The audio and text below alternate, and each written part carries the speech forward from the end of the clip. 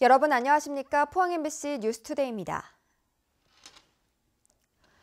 장마 전선이 다시 북상해옴에 따라 경북 동해안 지역은 아침에 경북 남부를 시작으로 비가 오겠고 낮이 되면서 경북 동해안 전역으로 확대되겠습니다. 출근길에는 안개가 짙게 끼겠고 기온도 크게 오르지 못하겠습니다. 안수진 기상캐스터입니다. 현재 장마전선이 서쪽에서 몰려오고 있습니다. 보시는 것과 같이 녹색 부분이 바로 비가 내리는 지역인데요. 아침에는 경북 남부에 비가 오겠고 오전이 되면서 경북 동해안 전역으로 비는 확대되겠습니다. 저녁이 되면서 포항과 경주에는 비가 그치겠고요. 울진과 영덕은 밤까지 장맛비가 내리겠습니다. 예상되는 강수량은 5에서 30mm입니다. 오늘 비가 오는 지역에는 돌풍과 함께 천둥, 번개를 동반한 강한 비가 내릴 가능성이 있겠습니다. 시설물 관리와 안전사고에 유의하시기 바랍니다. 오늘도 바람은 약간 강하게 불겠고요. 낮 기온은 20도에서 21도 분포를 보이면서 평년보다 기온이 낮아 쌀쌀하겠습니다. 자세한 지역별 날씨 알아보겠습니다. 오늘 흐리고 비가 오겠습니다. 낮 기온 울진 20도, 영덕과 포항, 경주가 21도입니다. 울릉도와 독도에는 오후부터 비가 오겠습니다. 낮 기온 울릉도와 독도 22도입니다. 동해 중부 해상은 오후부터 비가 내리겠고 동해 남부 해상은 온종일 비가 내리겠습니다. 바다의 물결 동해 전 해상에서 최고 2.5m로 일겠습니다. 울진과 영덕에는 내일 새벽까지 비가 이어질 가능성이 있겠고요. 이후에는 구름만 많은 가운데 다시 무더위가 찾아오겠습니다. 날씨였습니다. 영일만항이 오랜 침체에서 벗어나 뚜렷한 회복세를 보이고 있습니다. 러시아로의 자동차 수출 물량이 늘었기 때문인데 북방 물류 거점 항만으로 자리 잡기 위해서는 인입철도의 조기 완공이 시급합니다. 한기빈 기자가 보도합니다. 컨테이너 물동량 감소로 오랫동안 침체됐던 영일만항이 뚜렷한 회복세로 돌아섰습니다. 지난 2012년을 기점으로 감소세로 돌아선 물동량은 2015년 쌍용차의 러시아 수출 중단으로 급감했다가 지난해 비로소 반등했고 올 상반기에만 26%가 늘어나 올해 목표를 무난히 달성할 것으로 전망됩니다. 무엇보다 러시아로 가는 일본 마츠다 자동차 물량이 지난해보다 60%나 급증했기 때문입니다. 여기에다 철강 화물도 증가세로 돌아섰고 하반기에는 강원도 화력발전소로 가는 우드펠릿 화물이 크게 늘어날 것으로 기대됩니다. 하반기에는 물동량이 상반기보다 더 많은 물동량을 유치할 것으로 보면 이제 완전히 회복세로 접어들 것으로 전망하고 있습니다. 한때 자본 잠식까지 가는 경영위기를 맞았던 항만 운영사는 항로 개설과 신규 화물 유치에 집중하기로 했습니다. 하반기에는 포항시와 경상북도 우리 회사 3사가 포트세일즈 행사를 할 계획이며 이 행사 때에는 인센티브를 널리 홍보할 계획으로 있습니다. 영일만항 활성화를 위한 가장 시급한 과제는 포항역에서 항만에 이르는 11.3km의 인입철도입니다. 물류비가 도로 운송보다 최고 절반가량 저렴해 화물 유치에 결정적이기 때문입니다. 하지만 당초 올 연말이었던 완공 목표가 지난해 포항 지진으로 공사가 지연되면서 내년 말로 늦춰져 공기 단축이 절실한 시점입니다. 남북 경제협력의 기대감 속에 영일만항이 북방 물류 거점 항만으로 자리 잡기 위해서는 관계 당국의 관심과 지원이 필요해 보입니다. MBC 뉴스 한기빈입니다. 부산에서 양식된 납치에서 기준치를 초과한 수은이 검출되자 포항시는 관내 납치 양식장 25곳을 대상으로 출하 전 수은 검사를 실시하도록 했습니다. 포항시는 경상북도 어업기술센터에 사전 검사를 의뢰해 분석 결과가 나오기 전까지 납치를 출하하지 못하도록 했습니다. 포항시에 따르면 2013년부터 올해 5월까지 관내 양식 납치에서는 수은이 기준치를 초과한 적이 없고 수은 검출의 원인이 된 다랑어 부산물 첨가 생사료도 공급되지 않았습니다. 탈핵 에너지 전환 시대를 맞아 차세대 원전 산업의 핵심인 원전 해체 연구소 유치를 위한 지자체 간 경쟁이 더욱 치열해지고 있는데요. 경북은 경주에 원전 해체 연구소가 포함된 원자력 안전 연구단지를 조성하는 이른바 원전 산업 패키지 유치 전략을 내세워 부산, 울산과 경쟁을 벌이고 있습니다. 이규설 기자의 보도입니다. 지자체 간 원전 해체 연구소 유치 경쟁은 지난해 문재인 대통령의 연설로 촉발됐습니다. 원전 해체 기술력 확보를 위해 동남권 지역에 관련 연구소를 설립하고 적극 지원하겠습니다. 연설의 핵심 키워드인 동남권 지역에 대한 해석을 두고 경북은 월성 원전과 한수원 본사, 방패장에 있는 동경주가 유력하다고 생각하고 있고 부산은 해체 대상 원전인 고리 1호기가 위치한 기장에, 울산은 원전 해체 기술 연구기관과 인접해 있는 울주군 일대에 원전 해체 연구소가 들어와야 한다고 생각하고 있습니다. 경북은 치열한 유치 경쟁에서 승리하기 위해 경주에 원전 해체 연구소가 포함된 1조 원 규모의 원자력 안전연구단지를 조성하는 이른바 원전산업 패키지 유치 전략을 내세워 원전 해체 연구소 유치에 나섰습니다. 이 세 개를 경주의 원자력 안전연구단지에 포진시켜서 국내 원전 산업의 중심지로 메카로 거듭나고자 합니다. 하지만 원전 해체 연구소 유치에 따른 경제적 파급 효과가 실제보다 터무니없이 과장되어 있다는 분석도 있습니다. 또 사용 후 핵 폐기물 처분과 연계된 연구나 저장 시설이 포함될 경우 해당 지역의 반발과 사회적 파장을 불러일으킬 수 있어 신중한 접근이 필요하다는 지적도 제기됩니다. 정부에서 탈핵 에너지 전환을 선언한 만큼 순수하게 원전 해체를 위한 연구소를 하는 것은 괜찮죠. 하지만 제2원자력연구원처럼 고준의 핵 폐기물을 반입해서 연구하는 시설을 우리 지역에 해서는 안 됩니다. 원전 해체 연구소 유치는 차세대 원전 산업의 주도권과 직결되지만 철저한 경제성 분석과 함께 안전성에 대한 고민도 함께 이뤄져야 한다는 지적입니다. MBC 뉴스 이규설입니다. 경주시는 오는 11일과 12일 이틀 동안 경주 힐튼 호텔에서 에너지 전환의 시대 원자력 산업의 미래 위상 정립을 주제로 2018 국제 원자력 안전 및 해체 산업 육성 포럼을 엽니다. 이번 행사는 세계 각국의 전문가들을 초청해 원자력 안전과 해체 산업 육성, 주민 수용성, 신재생 에너지와의 공존 등 5가지 분야에 대한 주제 발표와 특별 강연 등으로 진행됩니다. 지난 1월 포스코에서 발생한 산업재해로 하청 노동자 4명이 숨지면서 포스코 사내 하청 문제에 대해 관심이 높은데요. 불법 파견을 인정한 2심 판결에 더해 이 문재인 정부의 정규직 전환 방침까지 나오면서 차기 최정우 후 포스코가 본격적인 정규직 전환에 나설지 주목됩니다. 장미쁜 기자가 보도합니다. 지난 1월 포항 제철소에서 사고로 숨진 4명과 비슷한 처지에 놓여 있는 하청 노동자들은 포스코 전체 직원 가운데 절반에 달합니다.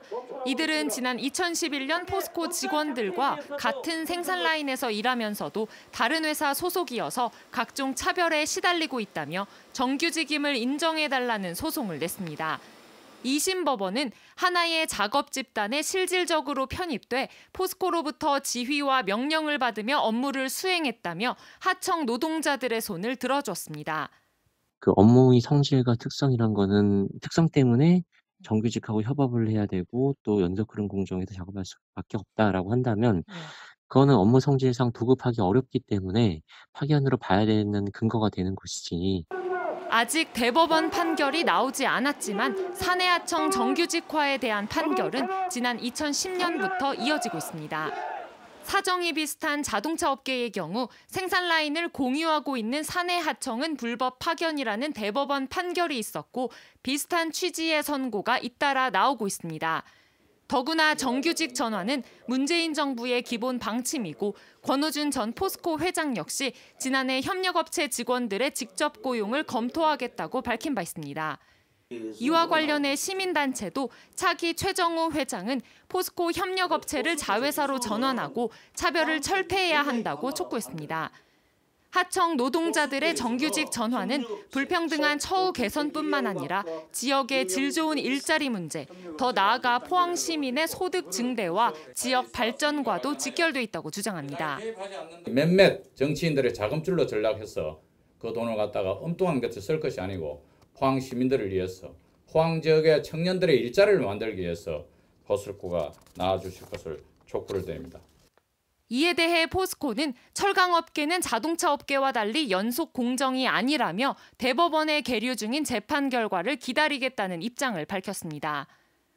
한편 금속노조는 지금까지 포스코 하청 노동자 600여 명이 같은 소송을 냈거나 낼 예정이라며 포스코가 판결을 받아들여 정규직 전환에 적극 나설 것을 촉구했습니다. MBC 뉴스 장미쁨입니다. 중소기업중앙회 대구 경북지역본부가 지역 중소기업 370개를 대상으로 조사한 결과 7월 업황 전망 중소기업 건강도 지수는 82.8로 지난달보다 4포인트 하락했습니다. 이는 계절적 요인 등 내수 부진과 인건비 상승으로 인한 경상이익 감소 등이 작용한 것으로 분석됐습니다. 지역 중소기업의 경영상 애로사항으로는 인건비 상승이 가장 많았고 내수 부진과 업체 간 과다 경쟁, 원자재 가격 상승 등의 순으로 나타났습니다. 의성군의 양봉 농가들 사이에 벌이 떼죽음 당하는 일이 반복되고 있습니다. 농약에 중독된 것으로 의심되지만 정확한 원인을 밝히지 못하면서 농가들이 발만 동동 구르고 있습니다. 엄지연 기자의 보도입니다. 벌통 아래로 죽은 벌들이 잔뜩 널려 있습니다.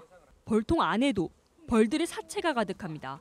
며칠 새 죽은 벌들은 이 농가만 수십만 마리, 인근 양봉 농가 10여 곳도 같은 피해를 봤는데 하루가 다르게 벌들이 죽어나가고 있습니다.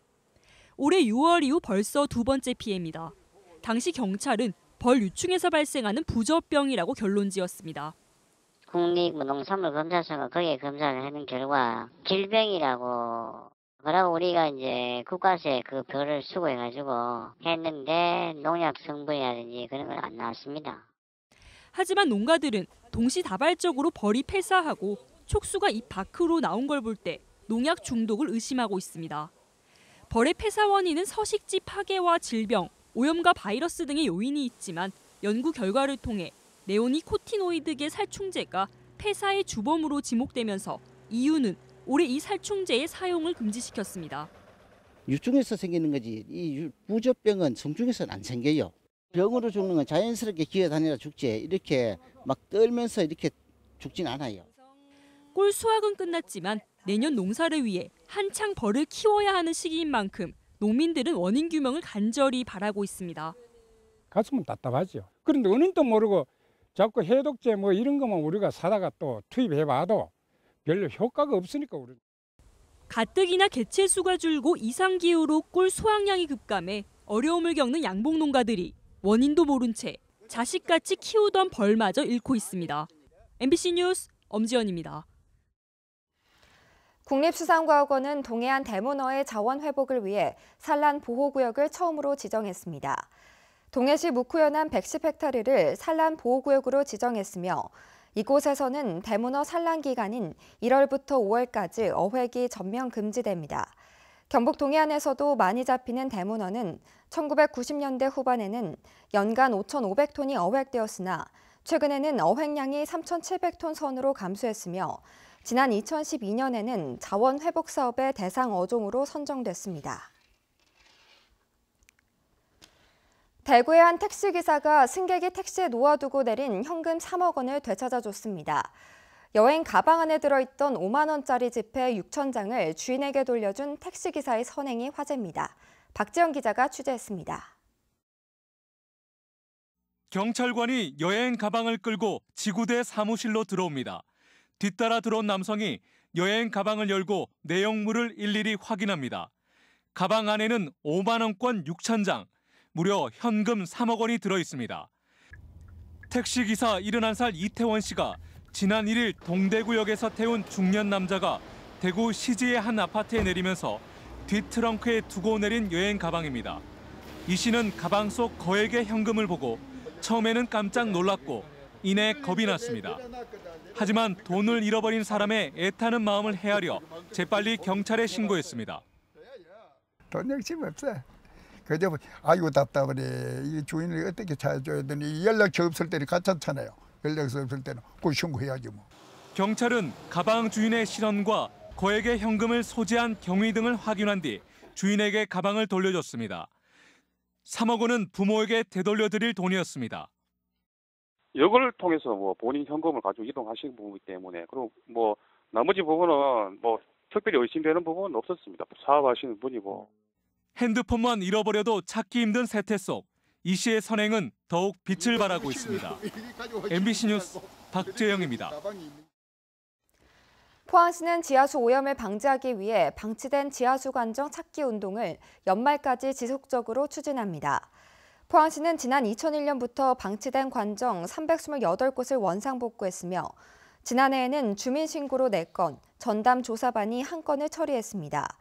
사용이 종료된 지하수 관정은 오염 방지를 위해 시설과 토지를 원상복구해야 하지만 경제적 부담으로 방치한 경우가 많은데 방치공을 발견하면 시청 건설과나 한국수자원공사로 신고하면 됩니다. 지난 2001년 시작된 포항바다 국제연극제가 올해로 18회를 맞았습니다. 지난해 도입됐던 유료 좌석제는 없애고 작품 간의 경쟁 시스템은 유지됐는데요. 김정진 아나운서가 소개합니다. 제18회 포항바다 국제연극제의 개막은 세계 무대에서 인정받은 극단 초인의 무언극, 기차가 알립니다. 경쟁 부문 출품작과 초청작은 모두 15편으로 연령과 취향에 따라 골라볼 수 있도록 다양한 작품을 선보입니다. 베트남 극단의 황금수탉은 어린이와 함께하기 좋은 작품이며 우리에겐 내일이 있다와 성실하고 창조적인과 같은 작품은 직장인의 애환을 담았습니다. 실험적이거나 소소한 일상을 다룬 작품, 중장년층을 겨냥한 작품들도 준비됐습니다.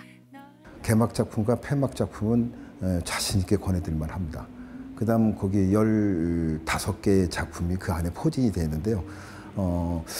아마 선택의 여지가 있게 굉장히 즐거운 연극 감상을 하실 수가 있을 겁니다. 8일간의 일정이 끝나는 15일에는 작품성이 뛰어난 무대를 시상하며 지난해 대상을 받은 극단 RM의 분장실로 폐막을 선언하게 됩니다.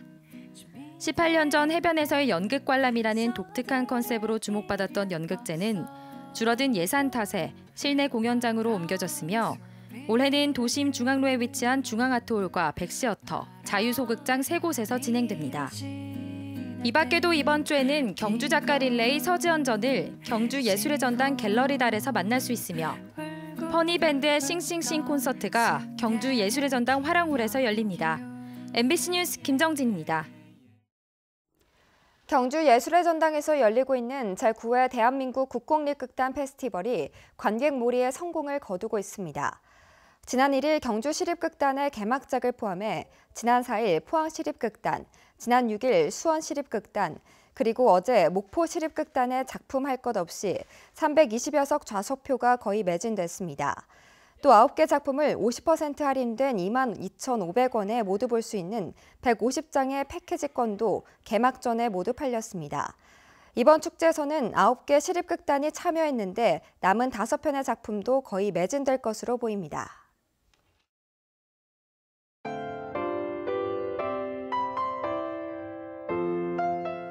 현재 장마전선이 서쪽에서 몰려오고 있습니다. 보시는 것과 같이 녹색 부분이 바로 비가 내리는 지역인데요. 아침에는 경북 남부에 비가 오겠고 오전이 되면서 경북 동해안 전역으로 비는 확대되겠습니다. 저녁이 되면서 포항과 경주에는 비가 그치겠고요. 울진과 영덕은 밤까지 장맛비가 내리겠습니다.